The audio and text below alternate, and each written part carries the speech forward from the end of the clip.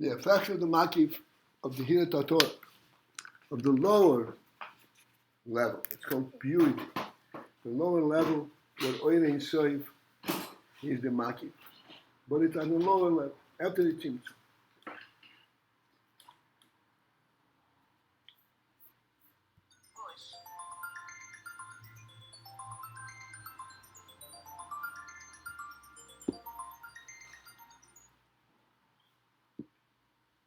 Yes, sir.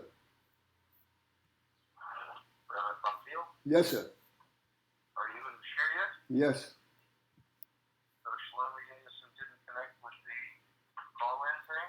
It's a tech-free Sunday. Just stay on that line. The guys will come in. Okay, I'll stay on this line. So it is on, right? No, because everyone comes in. The guys will come here, so I don't use the phone on Sundays. Should we go to the conference? Okay, All right. 1 second. I'll send out a link. Don't worry.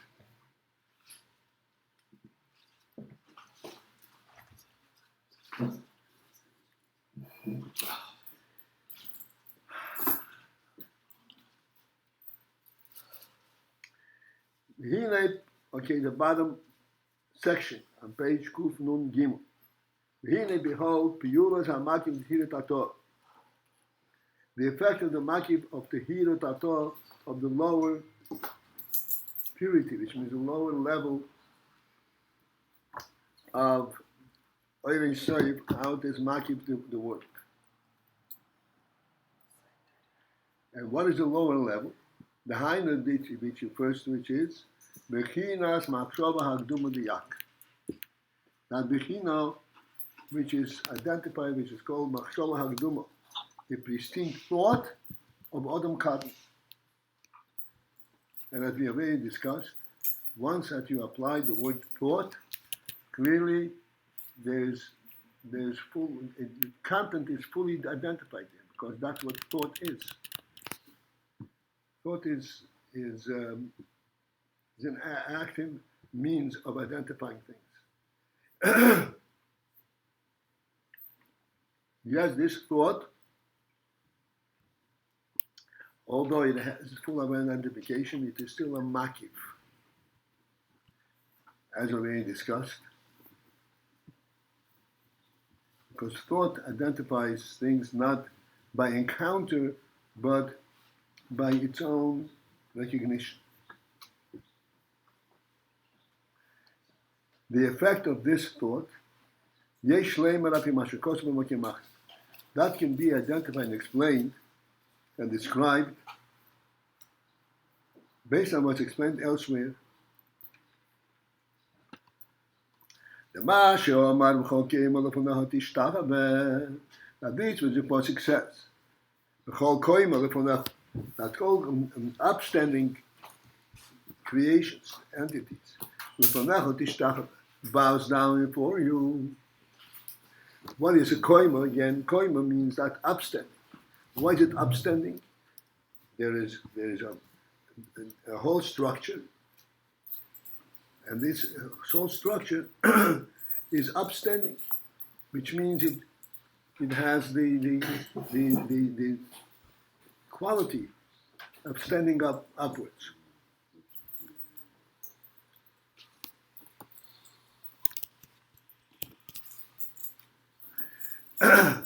And this, even though it is standing upwards, which is its own orientation, nonetheless,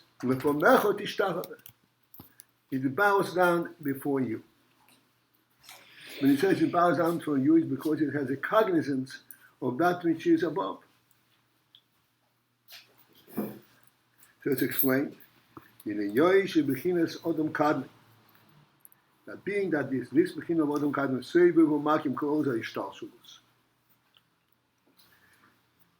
surrounds and encompasses the entire Hishtalshus, the entire changing of worlds.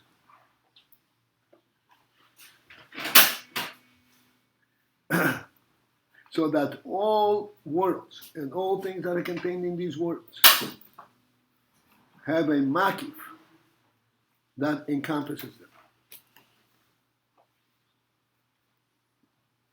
Therefore, this makif effectuates in the entire creation a sense of something which is above them, something which gives them the sense of a basis of their being, the makif. REBBE habitul yitzir komediyak. Thus, in this beetle of this, the koimo of ak, all the things that are within ak have a sense of beetle because they have this makif that encompasses them, that they recognize that this is what gives them their presence. So in this beetle call hanivroim misbatim be'emes. All the nivroim and misbatil have a sense of nullification.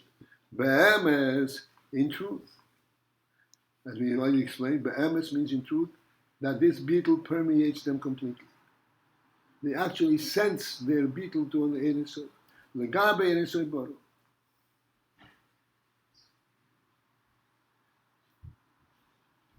They are not bottled just from the perspective of Ein Sof. They are bottled on their internal cognizance. Likmei shebchinas ak. For just as the ak itself, Odom Kadmi, which is the machshava itself, that contains all of the nivroim, lihiyoisai, because of the fact that it is in a close proximity to Ein Sof, because in this machshava there is definitely the recognition, the effect of Ein Sof. Harehu bibchinas bitul b'mtzius. So this, therefore, since it is recognizing, it has a sense of Ein Sof. Therefore, it in itself is bottled b'mtzius. Because in the presence of Ein Sof, everything is bottled. Does not have a presence of its own. Or bibchinas yisaudos mamash b'Ein Sof. Besides the beetle, it is actually in total unification with Ein Sof.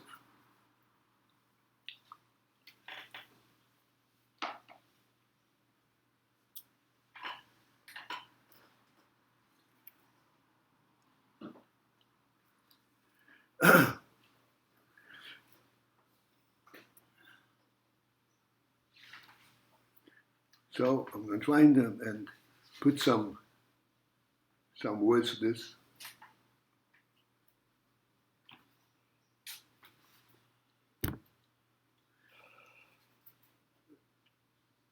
There is a whole structure, koima, of all worlds, of all aspects that world represents. And each thing is an upstanding, is a standalone, has a presence of its own.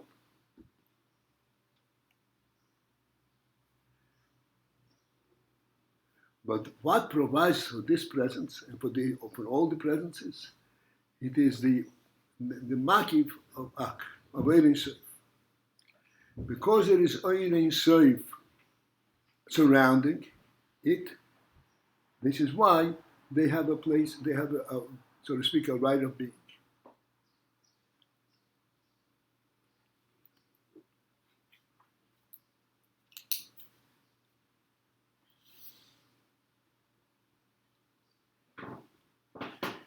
Ein Sof is not something that we can really identify.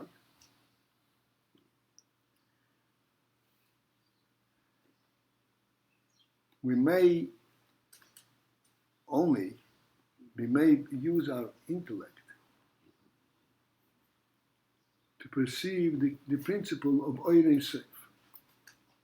Once you perceive the principle of Ein Sof, then everything that we're saying here will fall into place.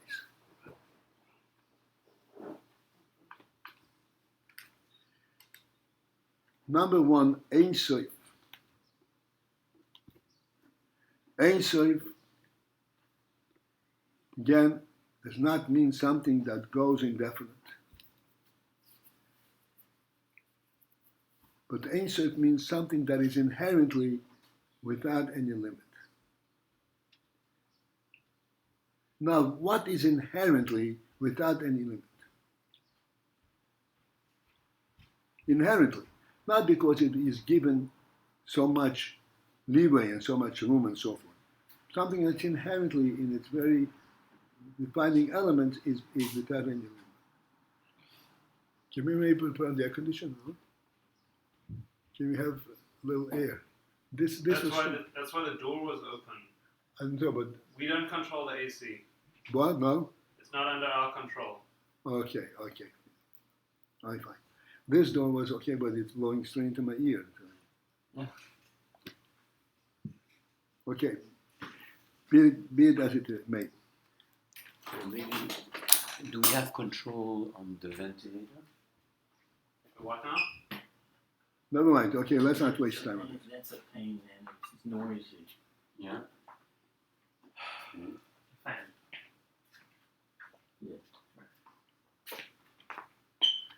Ein Sof. And I said this means something that is inherently Ein Sof. Inherently Ein Sof means that this is not something that has been brought into existence. Because anything that is brought into existence has a beginning. Therefore, it is not Ein Sof. Ein Sof means that it represents that which has no beginning. Isn't that Ein like Tchila? Ein Tchila is, yes, that's Ein Tchila, but Ein Sof also has, it cannot be Ein Sof if it has a beginning.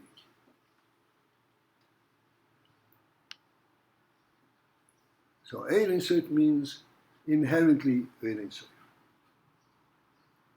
Oir, which means the Gilui in the statement, coming from that represents Ein Sof.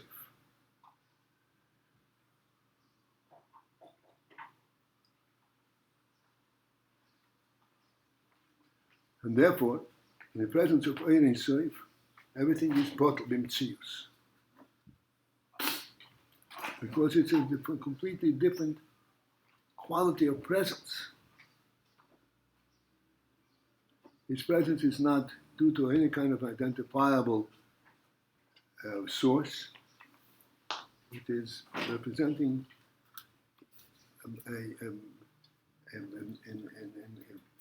the origin, the origination of everything. And therefore, everything within the world is bottled mitzius, because everything in the world has a beginning, has a certain defining quality. This is of a different caliber completely. And this is why they are bottled mitzius, because they have no means of relating, grasping what it is. There is no commonality between them.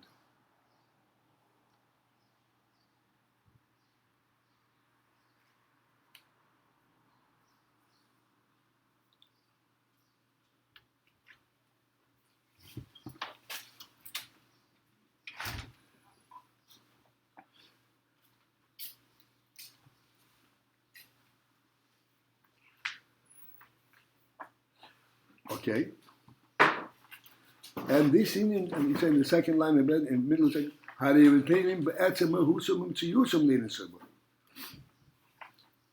they are bottled and an inherent man, not because they recognize something greater than themselves. So that there is some kind of a process to effectuate this beetle.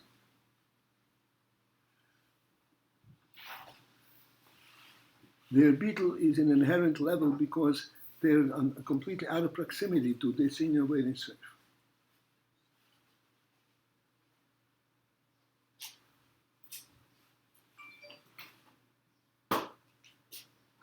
you say out of proximity, What? when you say out of proximity, you mean shalei be'erech.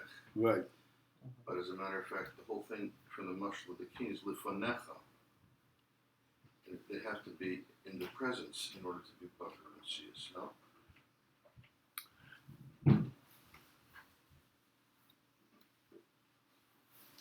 Lefanecha over here means from your perspective. I see.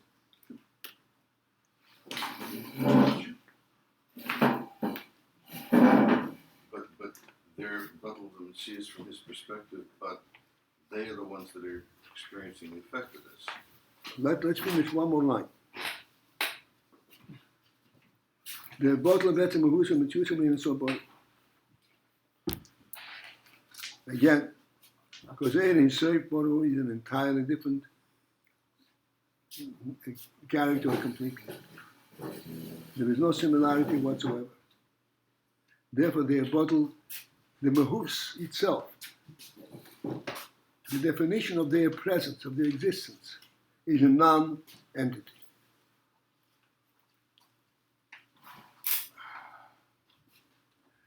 Rak except the third line now. Shehabikul hazeh shemach metziyah kimadiag. That's bees beetle that is effectuated due to the tzir kimadiag, due to the structure of Ak that is contained in Ak, who behelem meoid, he is in very great state of concealment. It means they don't sense it.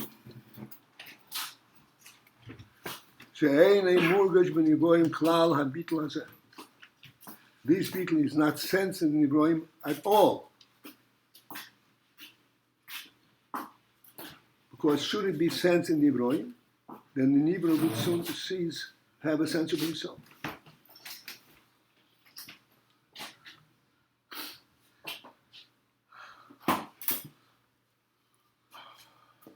So in order that the Nivro should have a sense of himself, this beetle,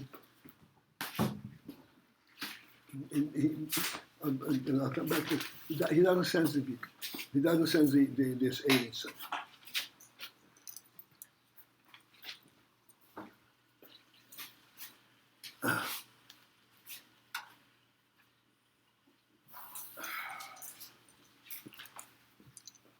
From the perspective of Eri Soif, the Nivroim, thank you, Mariam, are bottle bin tzius.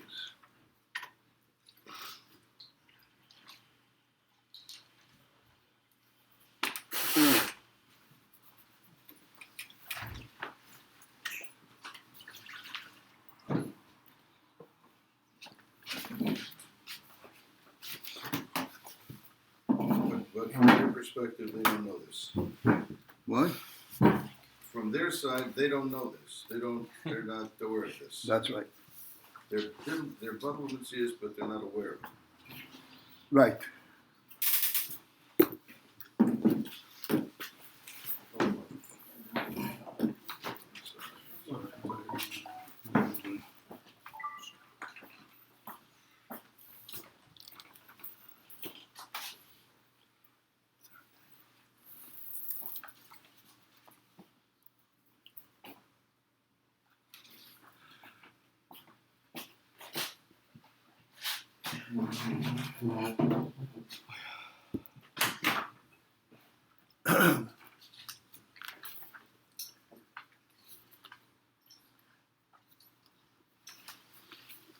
So you'll have to come back and understand.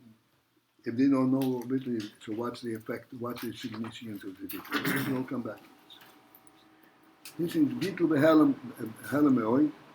It's not sensitive in the going cloud, this beetle.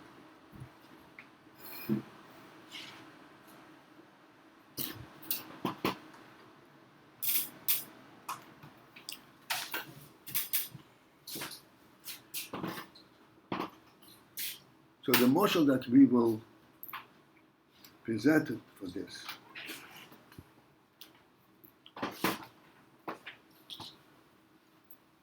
at our level.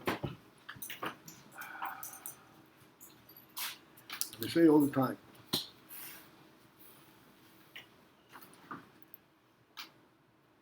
When a person opens his eyes and he sees the expanse of the world, he looks into infinity itself, so to speak.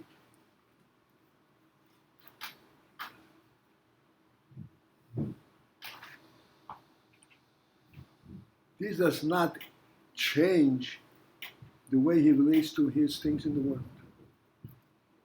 Everything in the world is still an entity.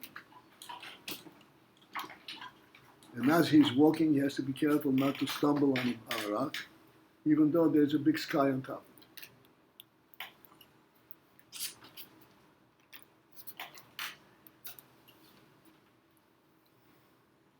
So he's not aware of it. But nonetheless, what provides for all the things that he is aware, that he does experience, that he does have? It is the infinity that encompasses it. And this is why everything is possible in the world without any limitation. It is because it is encompassed within something which is infinite. And yet, each thing within the world, in its own self-orientation, is a finite entity and has to be concerned about its own activities on a finite a level.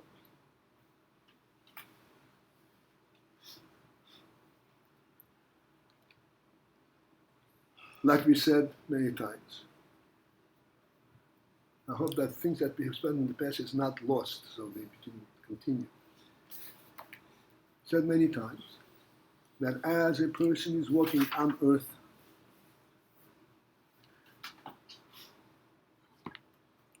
even though he's walking on earth, and therefore he's walking on something that is measurable, that is limited to the extent that he can actually treat on it and use it. And yet, he has the sense that he can walk indefinitely and never reach the end of it.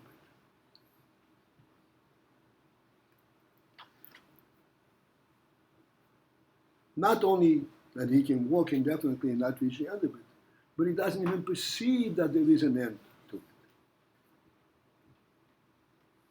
Should he perceive that there is an end to it, he would not be as comfortable on it as he is now. He would feel that he's in a confined area. Now he does not feel that he's in a confined area. And this is really amazing. He is using it at his level in a very finite manner. And yet, he is oriented towards something which is no limit.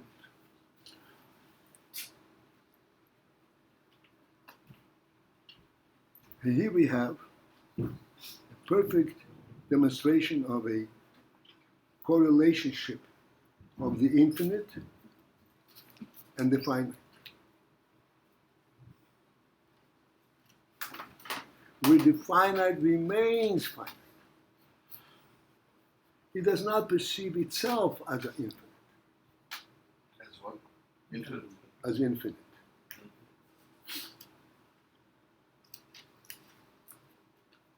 As a person is walking, making one step at a time.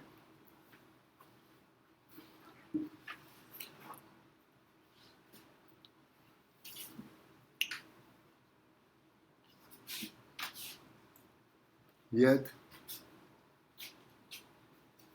that which provides for that capability, provides for this ability that yes, he can walk indefinitely. That is ain't safe.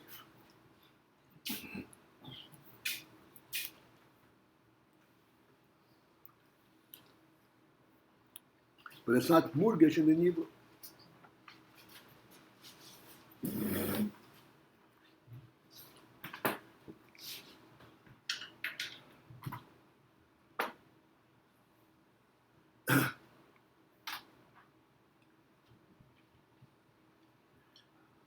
Like in our motion, any entity on earth needs full support of earth to be able to stand to be what it is. This support is provided to it in a limitless manner.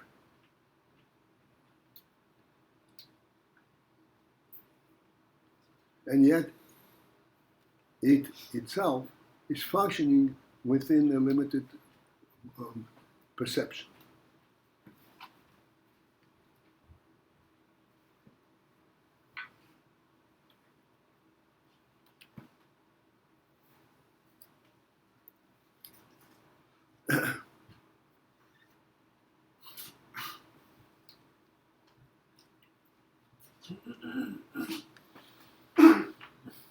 In our own experience, to give us a little bit of a, I mean, everybody has to recognize this in their own life, because that's how we live. If we would perceive that we are living, as I said, in a finite entity, like if we walk on earth and the earth will come to an end and then we fall off the cliff, we would not be able to function the way we do.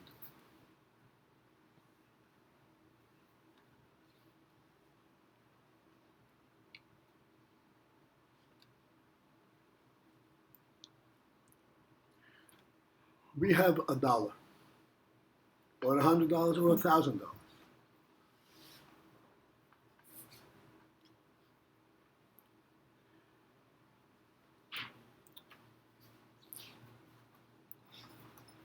Project the thought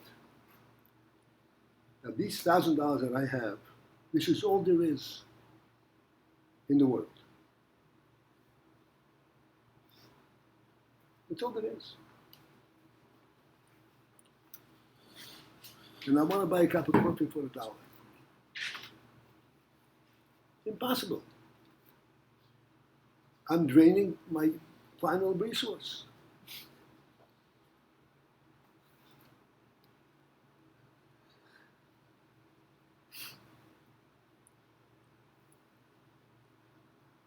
You'd also be very scared that somebody's going to come and try to take it Say away. again?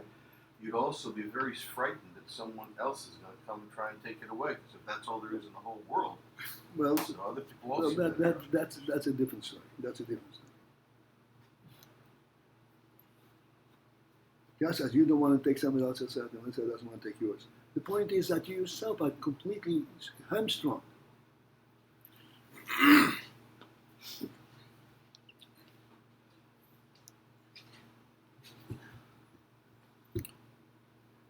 It's not only $1,000.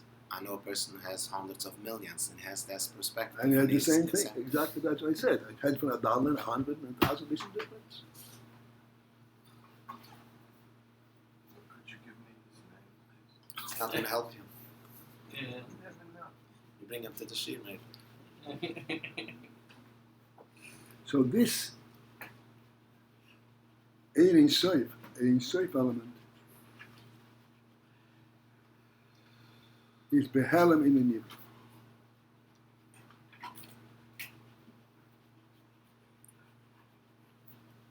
It's Behelm, but he's not totally oblivious. Or he is.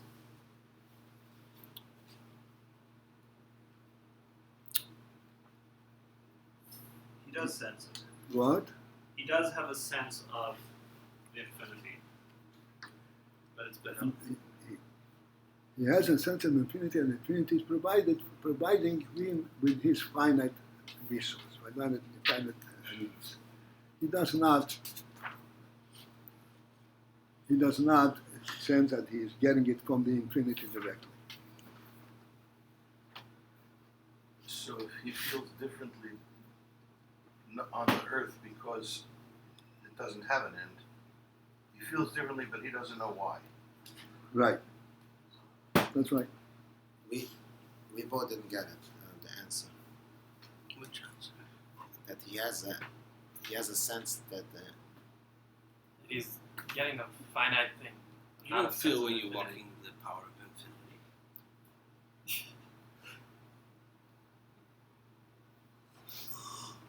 But if you didn't have it, then you'd be very nervous. After we speak about it, let's explain. You could relate to it. You Yeah, don't we feel talked it. about it many times.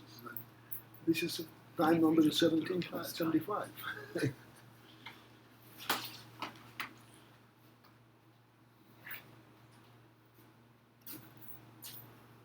the point of all of this is to explain what? Why are we driving this home? That there is a sense of brigou. And as a result of this sense of brigou, there's total bitul, which means that the Nivra recognizes that he is encompassed in something which is infinitely superior to him.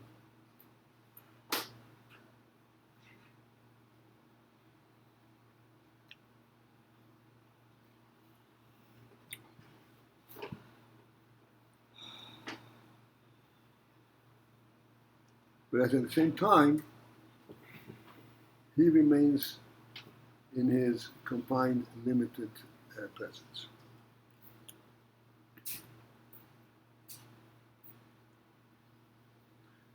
Like we said, he can be a multimillionaire, but every dollar he spends, he's concerned about. Why?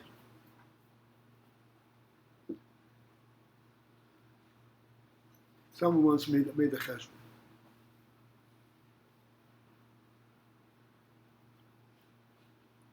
Someone has $1 million. Puts $1 million in his bank How much could his wife spend every day? every day. She can spend. He says you can spend $100, $1,000 a day. Happy girl. $1,000 a day. She can go on spending 3 years until she exhausts herself. He puts in $1 million, $1 billion, $1 billion, and he gives it the same parameters. You can spend $1,000 a day. Years. How long will it take for her to exhaust her account? 3,000 years. It's a lot of shopping.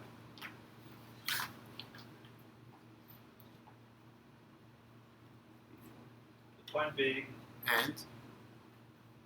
And despite the fact that there's $3,000 years to spending, every dollar will be accounted for.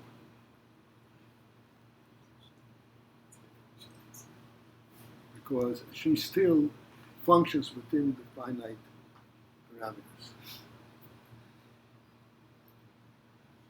right? We don't relate to the overall resource. We do and we don't. We had before the guy who spends not 1 cent. If $1,000 is all there is. Once you're outside of that problem, you're a regular guy. You do account for every dollar and you spend your dollars. The reason you can spend $1, should I be honest? It's more where that came from. That's right.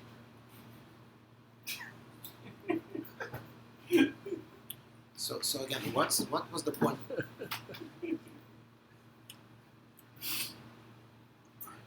The point is that what's this behel and what can we sense? This is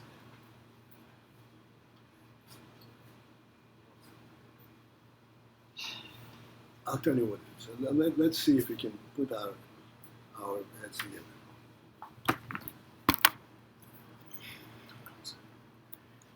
There are 2 levels in our intelligence. The practical one and the insight, the essential one. The essential one is based on concrete calculation.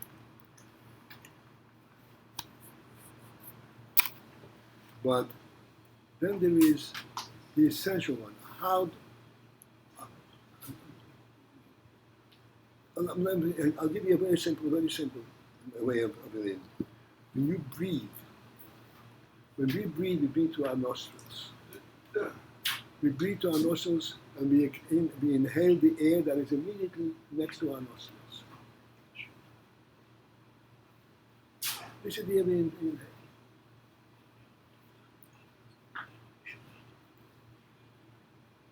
Despite the fact that we only inhale the air that's next to our nostrils. If we should put a mask over our head and have that air, we wouldn't be able to breathe. Because while we are breathing, taking in only the air that's not, but this air that's next to our nostrils is supported by the whole mass of air that is all around. If not for that, we wouldn't be able to breathe. We explained this many, many times. This is the phenomenal miracle of creation.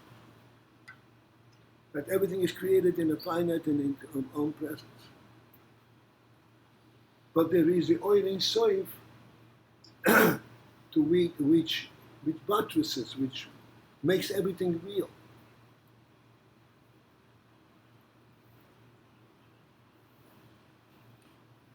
But here we're speaking what he is sensing, not how it is. We're speaking here what he is sensing, not how the world is. No?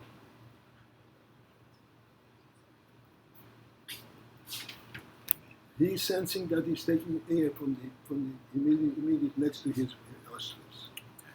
He doesn't think about the air around the world. But we said before that something he does sense. Just with air, do we? If you would only have a little bit of air, you'd be always looking for more air. He does not.